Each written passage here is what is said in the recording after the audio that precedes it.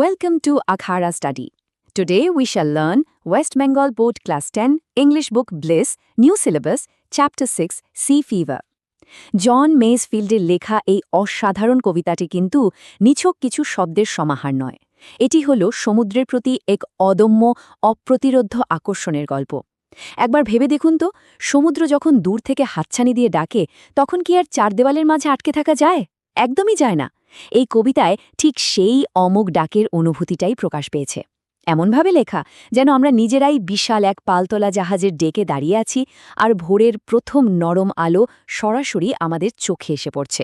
চলুন আমাদের আজকের এই রোমাঞ্চকর আলোচনা শুরু করা যাক।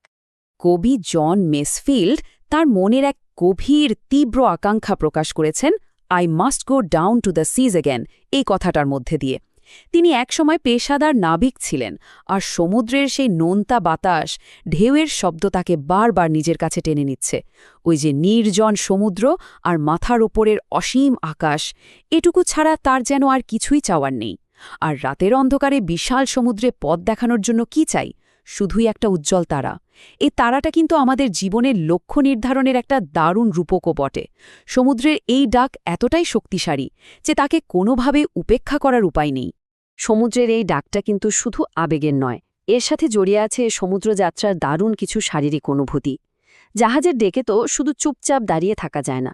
ওই যে বিশাল কাঠের চাকা, ঢেউয়ের তালে তালে তার যে প্রচণ্ড ধাক্কা বা হুইলস কিক, সেটা সমুদ্রের উদ্দাম রূপটাকে একেবারে চোখের সামনে নিয়ে আসে। আর বইতে থাকা প্রবল বাতাসের শোঁসো শব্দ, কবির কাছে সেটা যেন এক অদ্ভুত সুন্দর সুরেলা গান। সেই দমকা হাওয়ায় জাহাজের সাদা পালের যে কাঁপুনি বা হোয়াইট সেলস শেকিং, তা এক অন্যরকম রোমাঞ্চ তৈরি করে। ভোরবেলার ধোঁয়াশা আর ধূসর কুয়াশা ভেদ করে জাহাজ যখন এগোয়, তখন মনে হয় যেন সমুদ্রের ঢেউয়ের তালে তালে চারপাশটা দুলছে। এই শব্দগুলো শুধু পড়ার জন্য নয়, এগুলো একদম মন থেকে অনুভব করার মতো। এই পুরো যাত্রায় সবচেয়ে অপ্রতিরোধ্য জিনিসটা কি জানেন? জোয়ারের ডাক, call of the running tide বা ছুটে চলা জোয়ারের ডাক এতটাই বন্য, এতটাই স্পষ্ট যে কেউ চাইলেও একে অগ্রাহ্য করতে পারবে না। কবি এখানে বারবার আই মাস্ট কথাটা ব্যবহার করেছেন, কারণ এই যাত্রাটা তার কাছে কোনো শখ নয়, একেবারে আবশ্যিক একটা প্রয়োজন। আর সমুদ্রযাত্রাটা ঠিক কেমন দিনে হতে হবে? এমন একটা দিন যেদিন প্রবল বাতাস বইবে, পরিষ্কার নীল আকাশের সাদা মেঘেরা আপন খেয়ালে উড়ে বেড়াবে, জাহাজের সাথে বিশাল ঢেউয়ের ধাক্কায় জলকণা বা ফেনা ছিটকে আসবে, আর তার সাথে শোনা যাবে সিগাল পাখির ডাক। সব মিলিয়ে একেবারে বন্য এবং স্বাধীন একটা পরিবেশ। সমুদ্রের এই বন্য রূপের সাথেই কবি চাইছেন এক ভবঘুরে জীবন বা ভেগ্রেন্ট জিপসি লাইফ। এমন একটা জীবন যেখানে সমাজের কোনো ধরাবাঁধা নিয়ম নেই, আছে শুধুই বাঁধনহারা স্বাধীনতা।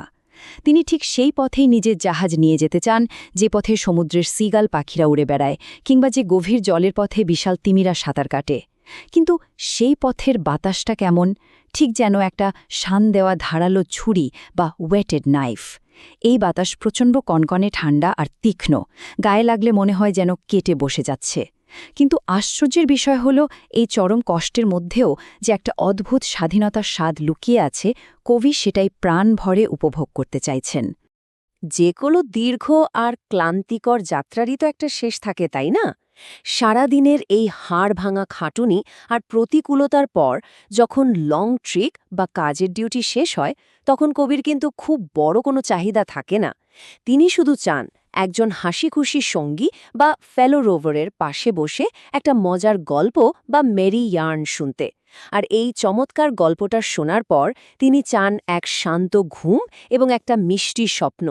এই শান্ত ঘুম আর মিষ্টি স্বপ্ন আসলে জীবনের দীর্ঘ ক্লান্তিকর যাত্রার শেষে পরম শান্তির একটা অসাধারণ রূপক। সারা জীবনের এত লড়াইয়ের পর সবারই তো এমন একটু শান্তির আশ্রয় প্রয়োজন হয়।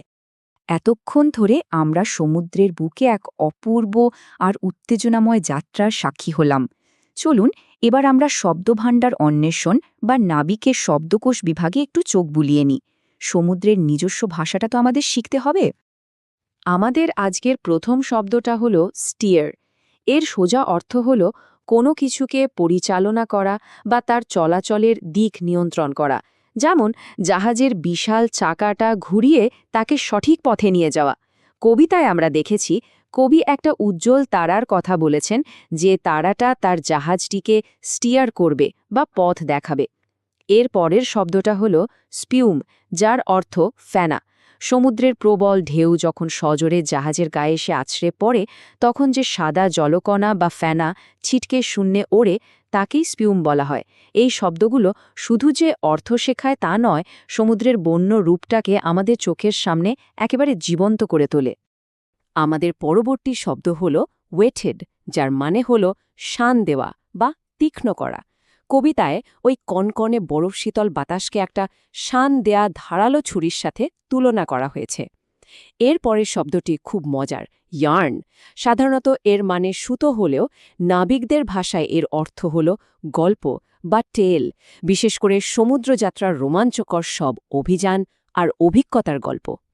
ফেলো রোভার মানে হল সঙ্গী নাবিক, যার সাথে অবসরে এই গল্পগুলো ভাগ করে নেওয়া যায়। আর শেষে আছে ট্রিক। এখানে এর অর্থ কোনো জাদুমন্ত্র নয়, বরং সমুদ্রে দীর্ঘযাত্রার সময় নাবিকদের কাজের যে শিফট বা ডিউটি থাকে তাকেই ট্রিক বলা হয়। নতুন শব্দগুলো তো শেখা হলো, এবার চলুন জলের পরীক্ষা বা কম্প্রিহেনশন এক্সারসাইজের মাধ্যমে আমরা একটু দেখে নিই এতক্ষণের আলোচনা থেকে আমরা ঠিক কতটা মনে রাখতে পারলাম। আমাদের প্রথম প্রশ্ন, কবি তার জাহাজের পালের জন্য ঠিক কোন রংটি চাইছেন? নীল, ধূসর, কালো নাকি সাদা? একটু মনে করার চেষ্টা করলে উত্তরটা পাওয়া যাবে। কবিতায় পরিষ্কার বলা আছে, and the white sails shaking.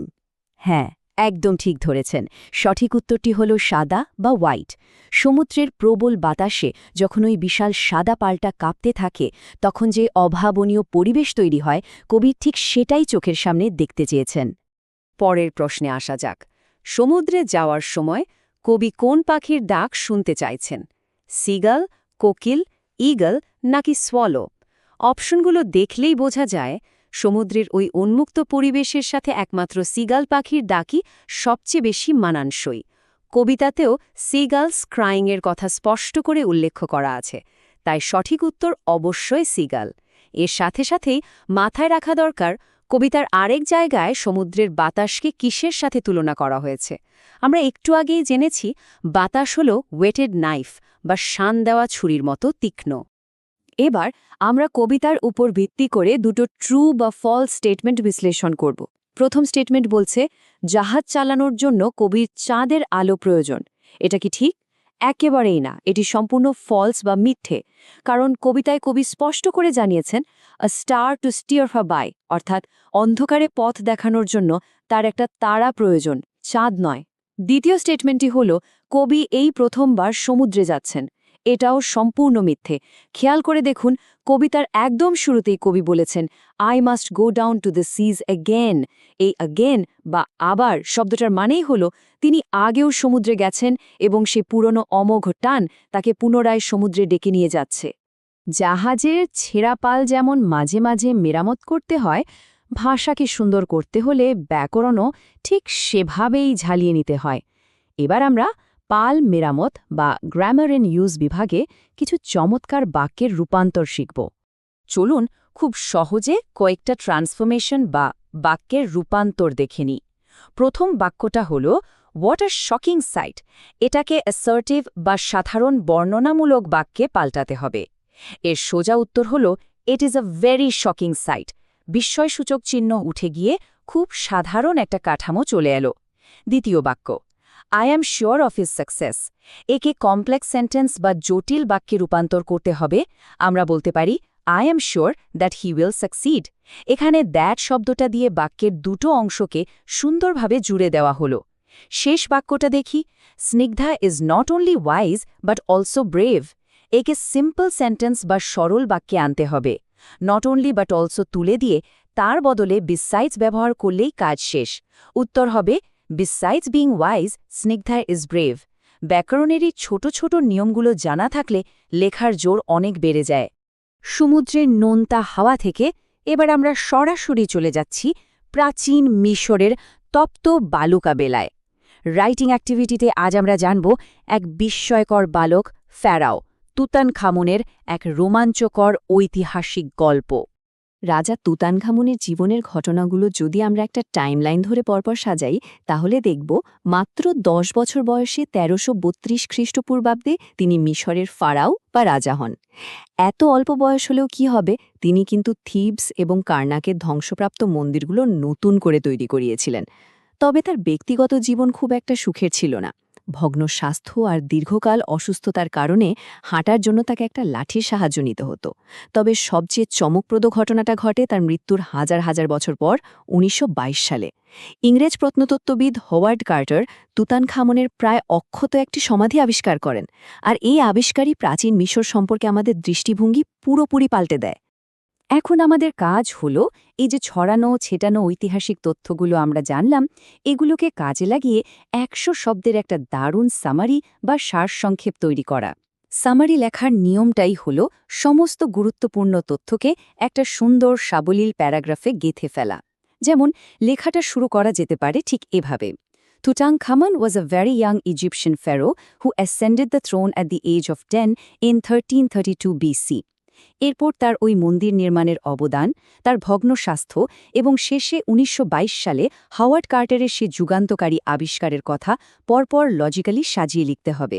এভাবেই খুব কম কথায় একটা গোটা ইতিহাস জীবন্ত হয়ে উঠবে। প্রাচীন মিশরের রহস্যময় জগৎ থেকে এবার আমরা ফিরে আসছি আমাদের আধুনিক শহরের পরিচিত পরিবেশে। আমাদের দ্বিতীয় রাইটিং অ্যাক্টিভিটিতে আমরা দেখব খবরের কাগজের জন্য কিভাবে কলকাতার একটা চুরির ঘটনার রিপোর্ট লিখতে হয়।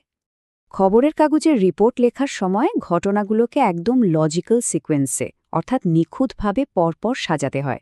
প্রথমে জানাতে হবে ঘটনাটা কোথায় এবং ঠিক কবে ঘটেছে। তারপর আসবে সময়টা, যেমন ধরুন গভীর রাত, বাড়ির সবাই যখন ঘুমে আচ্ছন্ন। এরপর মূল ঘটনাটা কি, ডাকাতরা কিভাবে ভেতরে ঢুকল এবং কি কি মূল্যবান জিনিস চুরি করে নিয়ে গেল তার স্পষ্ট বর্ণনা। আর সবশেষে লিখতে হবে বর্তমান পরিস্থিতি, অর্থাৎ খবর পেয়ে পুলিশ এসে কিভাবে তদন্ত শুরু করেছে। এই প্রত্যেকটা পয়েন্টকে একে অপরের সাথে জট পাকানো ছাড়াই সুন্দরভাবে মেলাতে পারলেই একটা দুর্দান্ত রিপোর্ট তৈরি হবে। এখানে একটা কথা খুব ভালো করে মনে রাখতে হবে, কবিতার ভাষা আর খবরের কাগজের রিপোর্টের ভাষা কিন্তু এক নয়। কবিতায় অনেক আবেগ, অনেক রূপক থাকে, কিন্তু একটি সংবাদপত্রে থাকতে হবে নিখাদ বাস্তব আর সম্পূর্ণ নিরপেক্ষতা। তাই রিপোর্ট লেখার সময় কোনো আবেগের জায়গা নেই। ভাষা হবে একদম স্পষ্ট, সরাসরি এবং তথ্যবহুল। লেখাটা শুরু হতে পারে এভাবে: A daring burglary took place in a flat in Kolkata late last night. তারপর একটা একটা করে ঘটনার ক্রম সাজিয়ে যেতে হবে। সঠিক ফরম্যাট আর নির্মেদ ভাষা ব্যবহার করলেই কিন্তু পরীক্ষায় পুরো নম্বর পাওয়া যায়। ঠিক যেমন এক দীর্ঘ উদ্দাম সমুদ্রযাত্রার শেষে জাহাজ একটা শান্ত বন্দরে এসে নিরাপদে নোঙর করে, আজকের এই আলোচনার যাত্রাও ঠিক এখানেই শেষ হচ্ছে। সমুদ্রের অসীম বিশালতা, নতুন নতুন শব্দভাণ্ডার আর রাইটিং স্কেল সব মিলিয়ে আজকের এই যাত্রাটা সত্যিই এক অসাধারণ অভিজ্ঞতা ছিল। তবে সবশেষে একটা প্রশ্ন আপনাদের ভাবার জন্য রেখে যাই। জীবনে যদি কখনো অজানা কোনো রোমাঞ্চের ডাক আসে, তবে আপনাকে পথ দেখাবে কোন উজ্জ্বল তারাটি? আশা করি জন মেসফিল্ডের এই কবিতার প্রতিটা ঢেউ, প্রতিটা হাওয়া আমরা সবাই মন থেকে অনুভব করতে পেরেছি। Please like, share and subscribe to the Accra Study YouTube channel. সবাই খুব ভালো থাকবেন। নতুন কিছু শেখার এই আনন্দময় যাত্রা যেন এভাবেই চলতে থাকে।